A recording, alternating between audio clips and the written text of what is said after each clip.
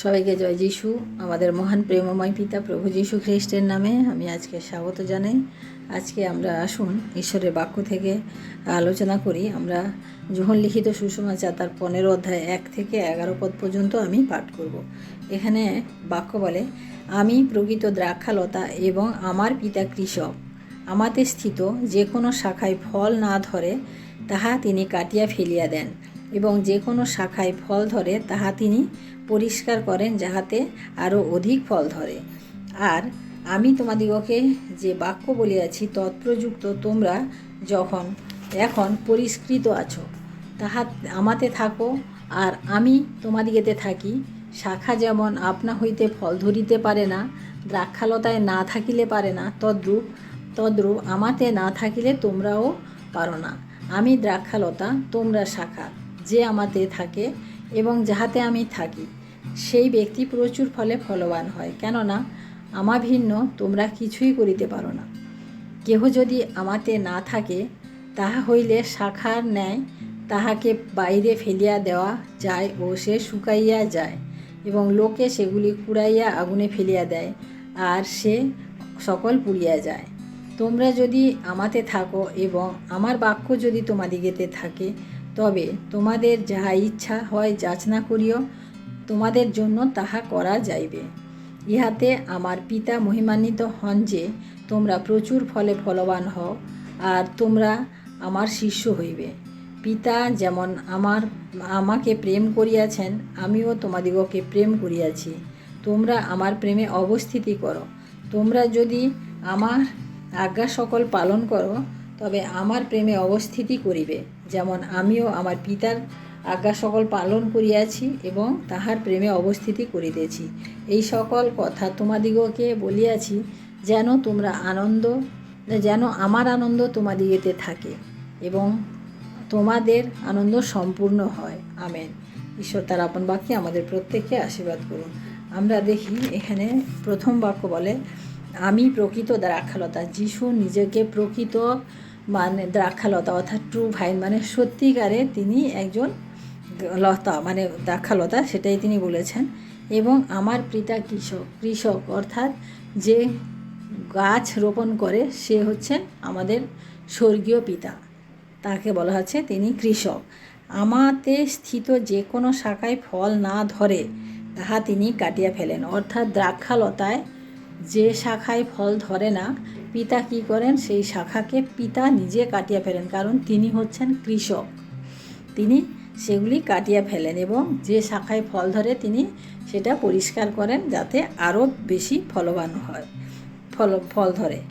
আমি তোমাদিগকে 3 পদে বলে, আমি তোমাদিগকে যে বাক্য বলিয়াছি তৎপ্রযুক্ত তোমরা এখন পরিষ্কৃত আছো। অর্থাৎ যিশু আমাদিগকে বলছেন, যে বাক্য আমাদেরকে বললেন, যে মানে তিনি যখন ছিলেন সেই সময় শিষ্যরা যিশুর সাথে সাথে ছিলেন, সেই জন্য বলছেন যে তোমরা এখন পরিষ্কৃত আছো।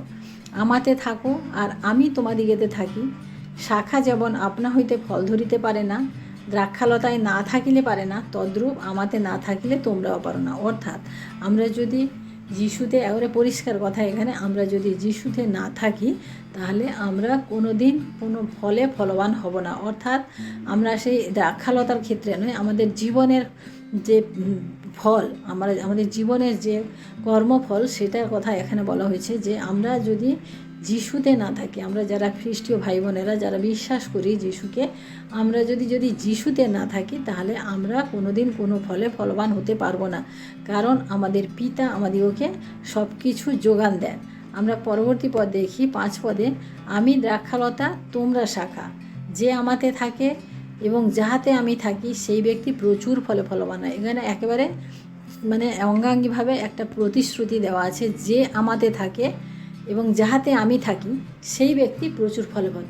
আমরা যিশুতে থাকি, যিশু আমাদিগতে থাকেন, এটা যদি আমাদের সম্পূর্ণ হয়, তাহলে কি বলছে, যে আমরা প্রচুর ফলে ফলবান হব। প্রিয় ভাই বোনেরা, আমরা কিভাবে বুঝবো যে আমরা যিশুতে আছি কি নাই, বা আমরা সত্যিকারে যিশুতে আছি কি না? আমরা হয়তো বলবো যে আমরা প্রতিদিন ঈশ্বরের বাক্য পাঠ করি, চার্চে যাই, এই করি ওই করি, আমরা বলি না, কিন্তু আমরা সত্যিকারে কি সেটা করি, নাকি আমাদের প্রয়োজনে করি, সেটা আমাদিগকে দেখতে হবে। আমরা অনেক সময় কী হয়, আমরা যখন খুব খুব কঠিন অবস্থায় চলে আসি তখন আমরা কি করি, না না প্রার্থনা করতে হবে, চলো প্রার্থনা করি, বাইবেল পড়ি, সঙ্গতি করি, আমরা তখন করি। কিন্তু ঈশ্বর সেভাবে বলছেন না। ঈশ্বর বলছেন যে প্রতিনিয়তর কথা। কারণ একটা গাছের সাথে যে ডাল থাকে সে কিন্তু প্রতিনিয়ত সেই খাদ্য যোগান দিতে হয় এবং প্রতিনিয়ত সেই জল সার দিলে সেই গাছের ডালপালগুলো বেঁচে থাকে।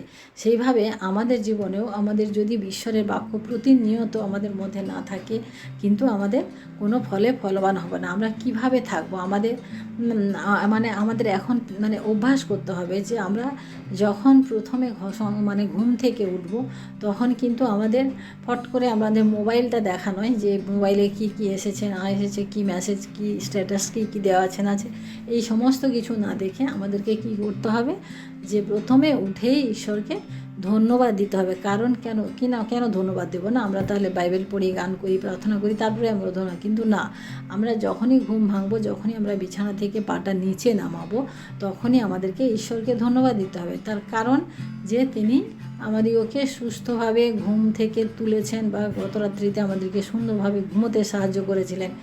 আজকের একটা দিন তিনি নতুন আমাদিগকে দিলেন, যে দিন আমরা দেখতে পেলাম।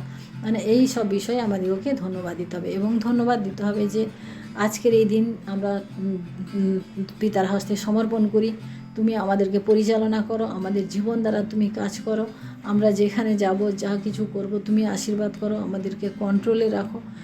সমস্ত কিছু বিষয় আমরা ঈশ্বরের কাছে যেন সমর্পণ করি। তারপরে আমাদের যা কাজ তাই শুরু করি। তারপরে আমরা বাইবেল পাঠ করি, প্রার্থনা করি, যাই কিছু করি, কিন্তু আমাদের প্রথমে একবারে আমাদেরকে এই কাজটা করতে হবে। এরপরে আমাদের বাইবেল পাঠ আছে। আমরা কিভাবে বাইবেল পাঠ করবো? প্রতিদিন আমাদেরকে একটা সময় করে নিতে হবে, যেই সময়ে আমরা ঈশ্বরের বাক্যের সাথে আমরা কিছুটা সময় হলেও আমরা কাটাতে পারবো। আমরা বাইবেল পাঠ করব এবং ঈশ্বরের বাক্যকে ভালো করে মনে রাখার বা বোঝার চেষ্টা করব। যে বাক্য আমরা পাঠ করব সেই বাক্য আমার জন্য কি বহন করছে সেটা আমাদেরকে দেখতে হবে। এইভাবে আমাদেরকে মনন করতে হবে এবং যে বাক্য আমরা পাঠ করলাম সেই বাক্য সারাটা দিন আমরা আমাদের চিন্তার মধ্যে রাখবো যে এই বাক্য আজকে আমি পাঠ করলাম বা এই বাক্য থেকে এইটা আমি শিক্ষা পেলাম। এইভাবে আমাদেরকে মনে রাখতে হবে এবং বিশেষ করে যখন আমরা বাইরে যাই, কোনো কাজকর্মে আমরা বেরিয়ে যাই, তখনও কিন্তু আমাদের ঈশ্বরের সাথে আমাদের যোগাযোগটা রাখতে হবে। কিভাবে যোগাযোগ রাখবো? সেখানে অনেক লোক থাকে, অনেক বিষয় থাকে, কীভাবে রাখবো না? কিন্তু প্রিয় ভাই বোনেরা, আমাদের রাখা খুবই সহজ। আমাদের যে কোনো কাজ শুরু করার আগে বা যে কোনো কিছু প্রজেক্ট বানানোর আগে, যাই করার আগে আমাদের শুধু ঈশ্বরকে মনে মনে আমাদের ধন্যবাদ, যে প্রভু তুমি আমার সাথে থাকো, তোমাকে ধন্যবাদ দিই যে আমি এই কাজটা শুরু করছি, তুমি আমাকে হেল্প করো। ব্যাস এইটুকু বলার জন্য আমাদের লোকের সামনেও বলতে হবে না, আমাদেরকে বসেও করতে হবে না, কিছু না। আমরা জাস্ট মনে মনে ঈশ্বরকে এই কথাগুলি আমরা জানাবো। তাহলে দেখবেন আমরা প্রতিনিয়ত আমাদের একটা জীবনে অভ্যাস হয়ে যাবে যে আমাদের ঈশ্বরের সাথে অঙ্গাঙ্গিভাবে থাকার একটা অভ্যাস হয়ে যাবে, যেটাকে আমাদেরকে জোর করে করতে হবে না, যে না আমাকে ঈশ্বরের সাথে আমাদেরকে একটা বন্ধন তৈরি করতে হবে, আমাকে থাকতে হবে, আমি প্রতিদিন আমাকে। কিন্তু এই সামান্য এই ছোট্ট বিষয় যেটা আমি বললাম, যদি আমরা এইভাবে করি তাহলে দেখবেন আমরা প্রতিনিয়ত আমরা ঈশ্বরের সাথে এটা একটা রুটিন মাফিক আমাদের জীবনে চলে আসবে এবং আমাদেরকে সারাটা দিন আমাদের সমস্ত কিছুর মধ্য দিয়ে আমাদের ঈশ্বরকে আমাদেরকে ধন্যবাদ দিতে হবে। আমরা যেন এভাবে থাকি। আমরা 7 পদে পাঠ করি না 6 পদে পাঠ করি যে কেহ যদি আমাদের না থাকে, হ্যাঁ, এবারে কেহ যদি আমরা না থাকি তাহলে কি হবে?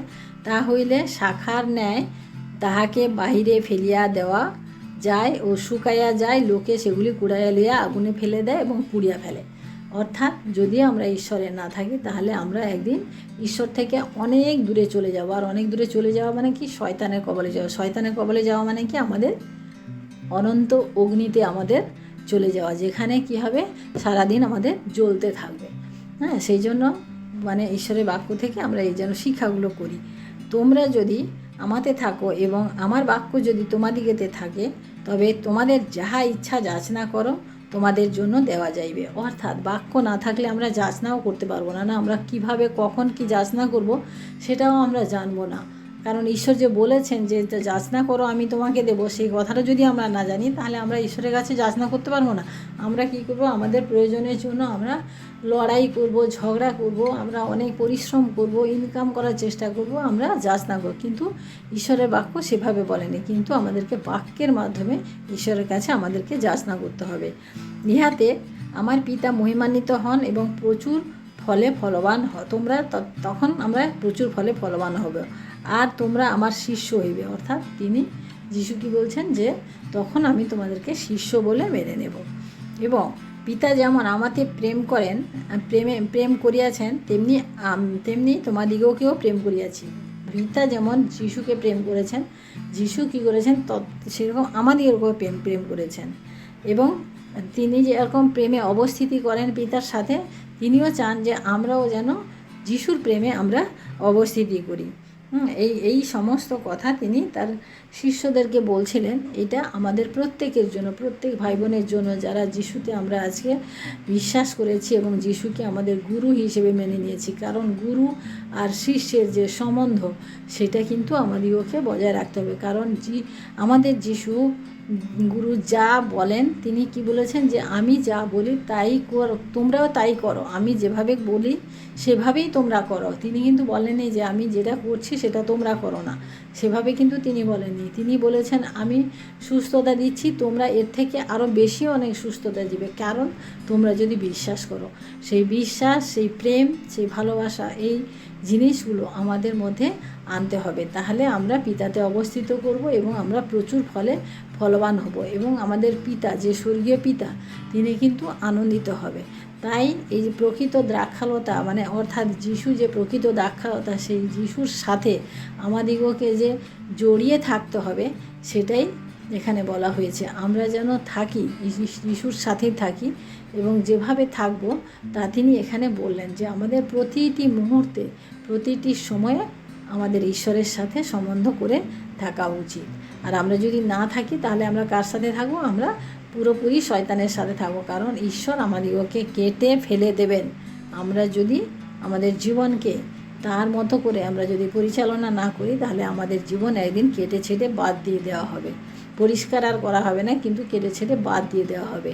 তাই প্রিয় ভাই বোনেরা, আসুন আমরা আজকে ঈশ্বরকে ধন্যবাদ দিই যে তার এই সুন্দর বাক্যের মধ্য দিয়ে আমরা কিভাবে ঈশ্বরের সাথে থাকতে পারবো সেই বিষয়ে আমরা আজকে দেখলাম না। তিনি প্রকৃত দ্রাক্ষালতা এবং আমরা শাখা, সেই শাখার যে কাজ সেটা এখানে আজকে সম্পন্ন করতে হবে আমাদের জীবন দ্বারা। তাই আসুন প্রিয় ভাই বোনেরা, আমরা প্রার্থনা করি এবং ঈশ্বরের বাক্যকে আমাদের হৃদয়ের মধ্যে নিয়ে যেতে আমরা এই বাক্য অনুযায়ী আমরা যেন নিজেদের জীবনকে আমরা পরিচালনা করি। Hallelujah, hallelujah, hallelujah. মহান প্রেমময় পিতা, তোমার মহানামে ধন্যবাদ করি, প্রশংসা করি প্রভু। আজকের সকালে এই সুন্দর বাক্যের মধ্য দিয়ে প্রভু তুমি আমাদিগকে সাহায্য করলে, তাই তোমায় ধন্যবাদ দিই পিতা। পিতা তুমি প্রকৃত দ্রাক্ষালতা, তুমি উত্তম মেষপালক, আমরা জানি প্রভু। কিন্তু প্রভু আমরা সেই মতো চলি না, আমরা সেই শাখার মতো আমরা থাকি না। আমরা নিজেদেরকে আমরা দ্রাক্ষালতা হিসেবেই আমরা হয়তো মেনে যাই। তাই প্রভু তোমাকে ধন্যবাদ দিই পিতা যে তোমার এই সুন্দর বাক্যের মধ্য দিয়ে, সুন্দর শিক্ষার মধ্য দিয়ে তুমি আমাদেরকে আজকে সাহায্য করলে, তাই তোমাকে ধন্যবাদ দিই পিতা। পিতা তোমায় ধন্যবাদ করি প্রভু। সারাটা দিনের ভার তুমি নাও প্রভু এবং আমাদের সাহায্য করো, আশীর্বাদ করো। আমরা যেন প্রভু প্রতিনিয়ত প্রভু তোমারই বাক্যের মধ্য দিয়ে বৃদ্ধি পেতে পারি এবং প্রতিনিয়ত যেন তোমাকে স্মরণ করে চলতে পারি। তাই তুমি ধন্যবাদ করি প্রভু। তোমার মহিমা গৌরব প্রশংসা করি প্রভু। সঙ্গে থাকো, আশীর্বাদ করো। সারাদিনের ভার তুমি নাও। আমাদের সমস্ত ভুল ত্রুটি অপরাধ থেকে তুমি আমাদেরকে ক্ষমা করো। আমাদের সমস্ত অপরাধ সকল তুমি ক্ষমা করো। সঙ্গে থাকো, আশীর্বাদ করো। সারাদিন ভার আরেকবার তোমার হাতে রাখি এবং বিনতি প্রার্থনা চাই আমাদের মুক্তিদাতা ত্রাণকর্তা প্রভু যীশু খ্রিস্ট তোমারই নামে, আমেন। সবাইকে জয় যিশু। সবাই ভালো থাকবেন, সুস্থ থাকবেন। আজকের দিনটি সবার শুভ হোক। জয় যিশু।